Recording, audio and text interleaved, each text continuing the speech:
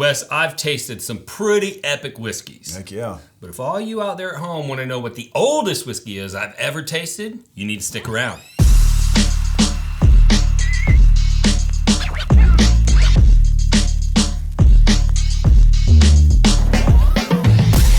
Before we get into this ancient whiskey that we're about to put our sweet lips on, I can't wait. But first, we got to thank the patrons. Yeah. We wouldn't even be here. We wouldn't be recording if it weren't for you guys. So the names you see on the screen right now are our faithful friends and family. We consider them family, right? Oh, yeah, for sure. They're in the family. And they believe in what we do here, and so they partner with us to make this happen. So we can't thank you guys enough. If you want to know more about the show philosophy and why we do what we do, and see if that's something you want to support, stick around to the end of the video, and we'll tell you all about it. All about it. Now, there's two kinds of old.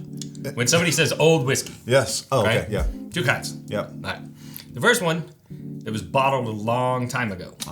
Yep. Okay. Okay. And the second kind is old because it stayed in the barrel for a long time. Yes, that's right. Yeah. And I have epic stories for both categories. Okay, let's hear it. All right. So if you want to talk about bottled long ago, I've had, those are what we would call dusties. Dusties, yep. Right? Whiskeys from times past. I did one time, it wasn't a whiskey, it was a ginger brandy. Okay. That was advertised as like, it's going to help your stomach and all this stuff. Yeah. And my buddy Christopher Hart, he always had these really epic bottles that he'd open up on his podcast, Whiskey Neat. And he had a lot of celebrities on there. So he'd always have some special bottle. One year I went to his event, Houston Whiskey Social, and there's this 1913 brandy that's sitting there. Pretty old. And somebody tries to open it, and of course the cork started to disintegrate. So I went over there with my handy dandy knife and there's like all this patina around the top where the cork is, and I'm like slowly cutting it. And I took plenty of time, and I eased that cork out of there. I worked the cork out. Yeah. And I did get to try that. He shared it with some people at his event, which is his policy. And then I watched several celebrities drink out of that bottle on his show. Oh, wow. And I'm like, I opened that bottle. Yeah. And that was one of the oldest things that I'd ever drank. And then there was that one time, and I think you were there with me that we... Yeah, we were at Brad Bond's place, right? No. It was in Tennessee when we went to JB's Whiskey House. Okay, yeah. Oh, and yeah. he opened up that That's right. 1938 Old Fitz from Stitzelweller. Yes, I do remember tasting that. And that was one of the best really old whiskeys that I tasted. It had held up really well, and it was great. Yep. But neither of those are the oldest thing I've ever tasted. Okay. The oldest thing I've ever tasted is right here in front of us. Ooh. And it is a 1909 Old Overholt Holy crap. rye whiskey. Are we going to taste this today? Yeah, it's in your glass. Oh, wow. Yeah. Okay. So, backstory on this one. 1909. It was, there was a charity raffle going on. And we have a video coming out about how I leverage charity whiskey raffles to get my hands on valuable things, right? Because there is kind of a strategy that I've developed, and I typically win more than I pay into the system, right? Okay. Just because of how the numbers work out, and that was the case here. So when it was my turn to pick, there was a 2-ounce sample of a 1909 Old Overholt rye. And I was like, there were a bunch of good bottles in there, but I'm like, I don't care about any of those. I'm never going to get a chance to try this again. Yeah. But unfortunately, the bottle passed through like 4 or 5 people's hands before it made it to me, because the person that donated it knew someone that was traveling. But so when I get it, it's a 2-ounce sample, but it's not full. Oh, wow. I think somebody opened it up and took a little nip, you know? And I would have no idea who it was, so I didn't say nothing. Okay. But because the 2-ounce sample bottle wasn't full, I didn't store it. And there was one of the viewers of the podcast happened to be over, and I'm like, hey, I've got about 3/4 of an ounce of this 1909 whiskey after I filled my 1-ounce sample bottle up. Yeah. We got to drink it. Yeah. You know, and so he and I split it. So I have tried this before. Okay. And I was thinking about it, and I'm like, man, what am I waiting for? I'm going to drink this with my friend Wes, Oh, man. yeah, dude, I appreciate that. Yeah, and I've so... never had anything close to this. The reason why the fill level's so low of this is because I've just given both of us a 1/4 ounce, but we're going to save a 1/4 ounce for 2 viewers. Oh, wow. Okay, so this is going to be in the giveaway. This is going to be in the giveaway, okay? So this is the best giveaway, I think. The best man, giveaway. This is crazy. Okay. So, what do you say? Let's smell this bad boy up. And what's crazy is it still smells good. It still actually I mean, smells I've like got whiskey. This whiskey has been in the bottle. What's the math on that? For 114 years. Yes. This whiskey is 114 years old. 116 years. 16. No, you went the wrong direction. Well, I mean, when they bought it. Yeah, you're right. Yeah. Yeah, 116. 116 years. That's crazy. That's crazy. It's got a little bit of that. It's got a little bit of that pine needle note that I get on ryes, and I like the pine needle note. Wow. But it smells spicy like a rye. 116 years. Like, there's nobody that's alive was alive when this bottle hit the shelf. I don't know. There was that woman. She just died the other day. She's 123, I think. Oh, crap. Or 19. Right. I can't remember. All right. Yeah, but she did die. So rest in peace. Yeah.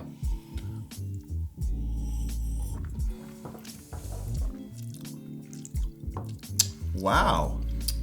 Still pretty vibrant. Still has some flavor to it. It still got some flavor to it. So typically, well, if you haven't tasted many Dusties, what we're talking about is usually with a Dusty, what I've found is there's been so much alcohol loss over the years and the decades, in this case century, that there's just not a lot left. It's just like watered down flavoring, basically. There's not a lot of alcohol punch. There's no proof. You don't feel like you feel like you're tasting a lot of the like fruit notes are gone. Yeah. The vanilla's not as strong. You feel like you're tasting like a 20 proof whiskey, and this actually still has a little bit of a oomph to it. Yeah.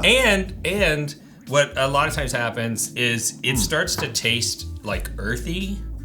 And it tastes like a basement would smell, like a kind of a dank, musty. Yeah. I get a lot of leather, like that graphite smell from when you were cleaning out the pencil sharpener at school when you were a kid.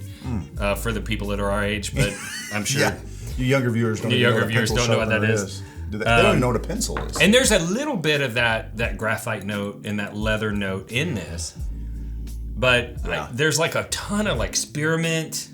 You know, especially on the finish. Like, I'm still tasting spearmint. Yeah, a little mintiness. Yeah, I totally get that. All right. Oh my goodness. Very interesting. That is interesting. And I've wondered if this was in some way adulterated, and that's why it didn't fall apart, because there were no like rules against adulteration in 1909. Right. So we didn't get the formal definitions of what these different spirit categories were until 1964. Right. And so maybe it's adulterated, maybe it wasn't. Whatever they did, it did a great job. Tons of spearmint. You can still taste that spice. It's it's almost got like a weird like when you right now I'm experiencing if I stuck a 9-volt battery on my tongue. Oh yeah. Like on the sides of my tongue, I'm feeling like I can see what you're talking about. And like you said, I feel like I finished chewing like spearmint gum like an hour ago. There's still something lingering. Yeah. Welcome back to Pretentious Whiskey Reviews. Today we're evaluating the 1982 Pappy Van Winkle. Ooh. I'm detecting a hint of Bolivian virgin tears and East Indian, West Indian grasses. Y'all, you don't need all that crap. All you need is an American whiskey aroma kit from bourbonrealtalk.com. Developing your palate is a learned skill. Over time, you can train your taste buds without being a douchebag. Get yours today at bourbonrealtalk.com. I'm also getting Indian nutmeg.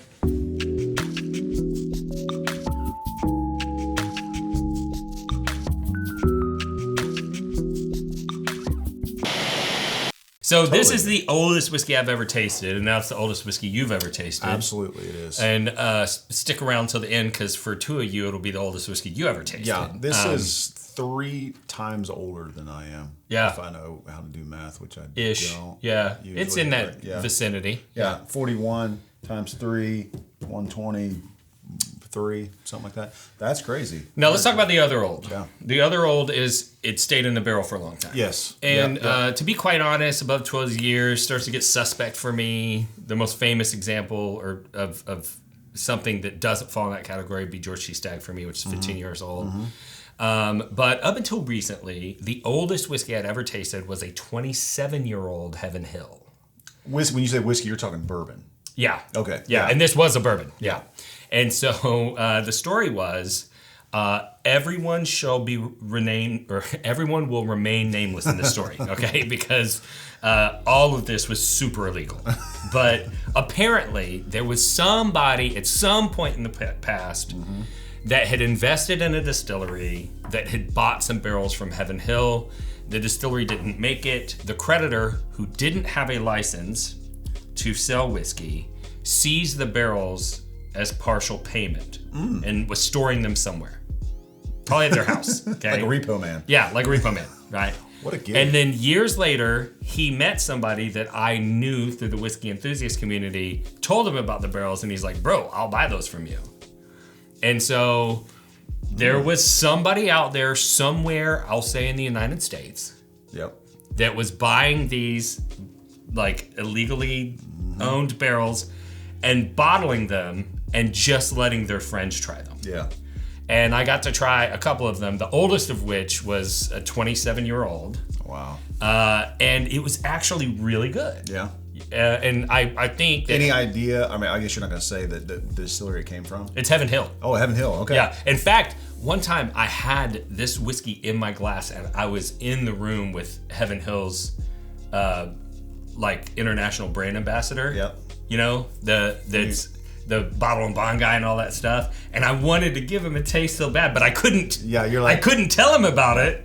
Like, I appreciate you not paying your bills on time. Right. Now I have this delicious 27-year-old Heaven Hill product. Yeah. So that's up there for bourbon. And I've always thought that Heaven Hill and Jim Beam, there are a few distilleries who can do higher age stuff well, and they're one of them apparently. Yeah, and so after that, the next oldest that I had was Pappy 23. Yeah. Okay. But remember when we went to the distillery at Four Roses? Yeah. And we were in the Century Lab. Oh, yeah. And we they had some old whiskey there. They let us try 2 single barrels, one that was a 20 and one that was a 23. And so the oldest single barrel Four Roses that's ever been released to my knowledge was a little over 16 years old. And so we were some of the few people on planet Earth that have been able to taste a Four Roses that's that old. Right. Okay. But I recently went back to Four Roses. Oh, wow. What did you get this time? And I called Brent Elliott, and we were able to swing by just for like a couple of minutes to where he was working at the Century Lab, and he let us come in. And the Century Lab chemist was in there, and he remembered when we came back, because we gave him that bottle of the 1938. Yeah, you gave me the old stuff. Yeah. Yeah. That we donated a bottle of this 1938 Four Roses to the distillery, and so he remembered that, and they got to try it. They drank out of this bottle and all that, and so I said, "Hey man, remember last time I was here? You had some really old single barrels. Like, do you have any like really old single barrels I could like get a little nip of?" And his eyes lit up. Oh gosh, you know. And I looked over at Brent, and Brent's face, like his countenance fell, and I was like, "What is going on?"